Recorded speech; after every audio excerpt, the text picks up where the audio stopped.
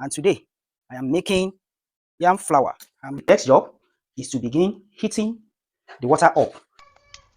It's already dried.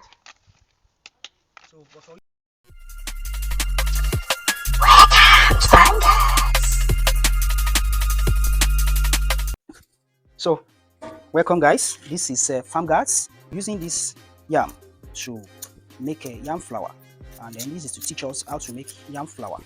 You see that I'm peeling the yams, but when you peel them, you don't peel every skin away. You retain very small amount of skin, like here now and here. I've not removed the skin. That's the reason for that.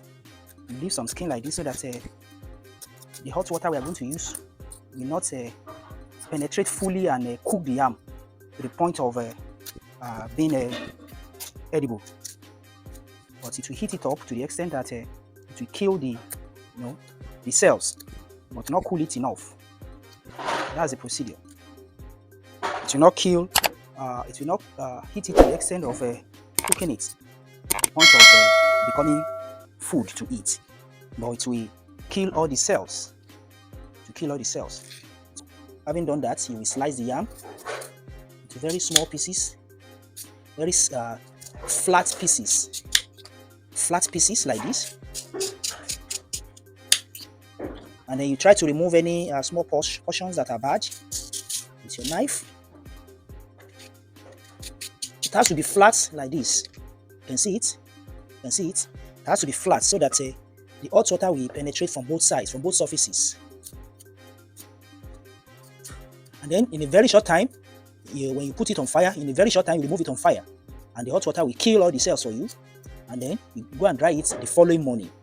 You begin to dry the yam flour the following morning.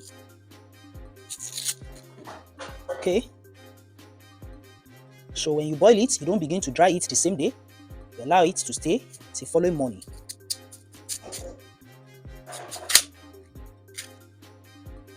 That's the procedure.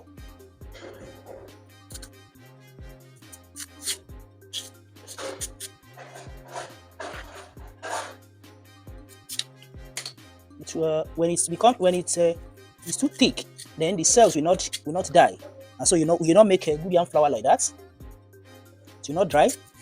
The cells will not die when it is too thick. So you make sure that the yam is not too thick. It's not too thick. It must be very flat, like 1 centimeter thick, or 1.5 centimeters sometimes, or less. So we have that.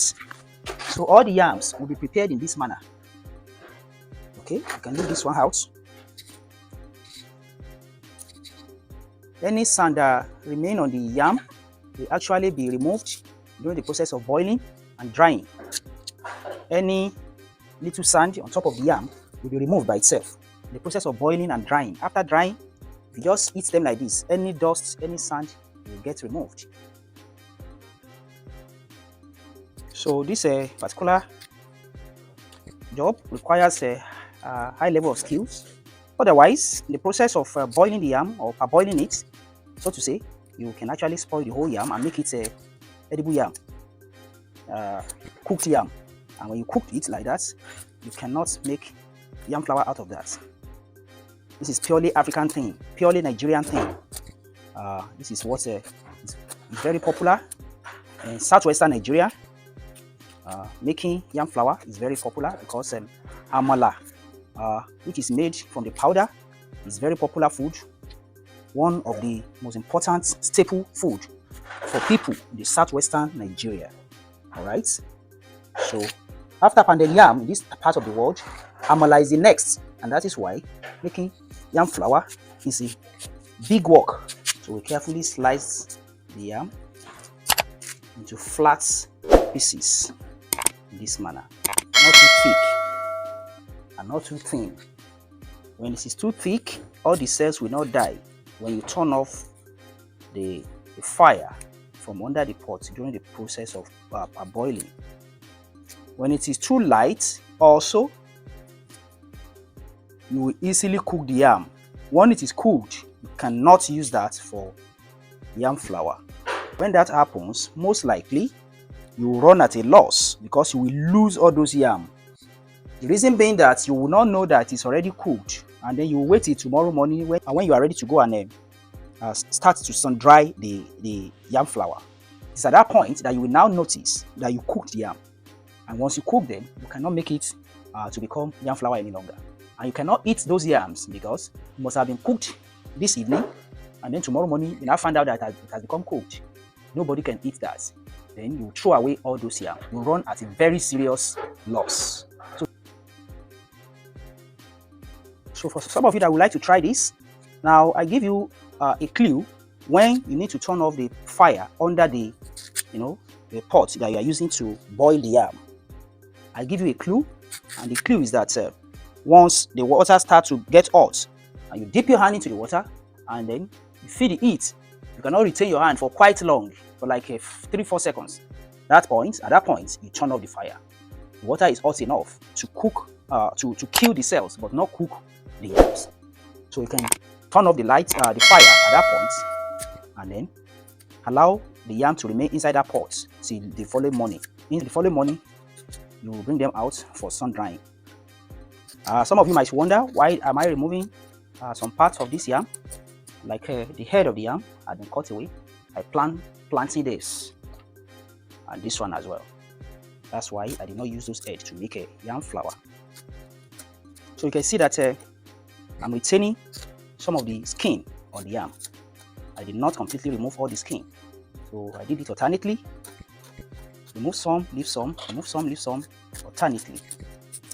That is the procedure in order to help the yam not to feel all the full force of the heat. If it feels the full force of the heat in the water, then it gets cooked. Once it gets cooked, you spoil the yam. So we have them. These ones are quite thick, a little bit thicker than the others. And in this case, what you do is to put these ones at the bottom portion, at the bottom part of the pot. The thicker one should be at the bottom, while the thinner one should be on top, so that the heat from the bottom of the pot will reach these ones first before it reaches those on top. But at the same time, you don't allow the heat to go to the extreme. Then tomorrow, we are going to see how we are going to sun dry it. Don't skip any part of this video, follow to the end so that you learn every detail needed to make yam flour. Alright, so the next job is to begin heating the water up. As you can see, water covers all parts of the yam, and the water is also to the brim of the pot because the yam pieces actually much in the pots. So you fill it up to this extent, and you begin to heat up, the water inside the pot. So we turn on the fire now. Fire is turned on, so we allow the water to continue to boil in this manner, and then we'll be checking how hot the water is from time to time. For instance, after boiling this water for like 10 minutes to 15 minutes, we begin to check from 10 minutes upward how hot the water is to actually know when to stop. Like I told you, you'll be dipping your hand inside this water to feel how hot it is. Once you put your hand, and you cannot retain your hand inside that water, the water is so hot to the extent that it's burning, it's eating your skin. At that point, you turn off the fire under the pot. So right now, we've turned off the fire because this water is quite hot. You can see that as I'm putting my finger, I'm removing my finger immediately because it is actually very, very hot. But it's not too hot. It becomes too hot, then you will cook the yams. You don't want to cook the yams. If you cook the yams, you run a serious loss. Those yams will be thrown away the following morning. You cannot begin to sun dry them to make yam flour. But you must kill the pulp with the hot water. You must kill all the cells inside the yam for them to be ready to be sun dried as yam flour. So tomorrow morning, I will show you what happens. You will see what will cover the surface of the water. You can see now it has started developing foam-like structure. It's becoming foam on top of the water. That is usually what you observe when you are making yam flour. The foam will rise up much more than this in the morning. Alright, so don't skip any part of the video. Watch to the end. Alright, good morning. So we now have the yam that were parboiled, and so we can see them inside the pots. Now this has become yam flour. The way it is, they are now very, very flexible in a way. They are like very flexible, like a rubber-like nature now. That shows they have been well boiled and not cooked. They have been parboiled in a way to make them become yam flour. So the next work now is to begin sun drying them. So sun drying is the next stage, and that's what we are going to do right now. We're going to begin to spread them inside the sun so that they can get dry, fully dry, fully dry, before the process of grinding them, breaking them into pieces, into powder, and taking them to the grinding machine that will grind them into powder to make the yam flour, which is the last stage. So don't skip any part of the video. Let's just go and see what happens as we go. So right now, as you are removing them from inside the water, you try to rinse them. You rinse them so that any dirt can be removed. Any sand that I might have fallen on top of the yam will be removed as you are rinsing them.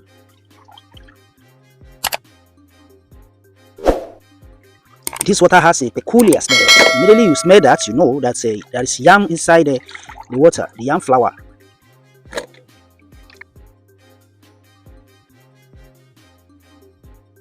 So next is spreading them inside the sun for days.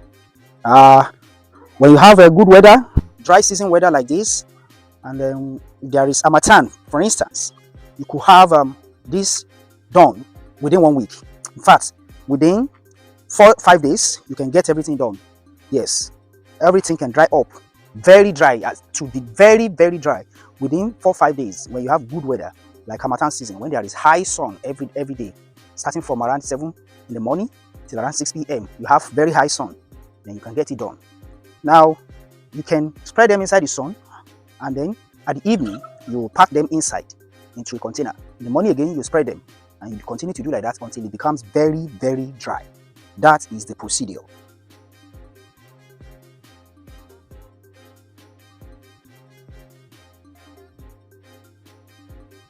So this is the 5th day, and this will be the final day, because already it is dry. You can see the way it's standing. That it's dry. We are not going to sun dry it again after today. It will be well dried. For instance, if you want to preserve it for long, you don't want to dry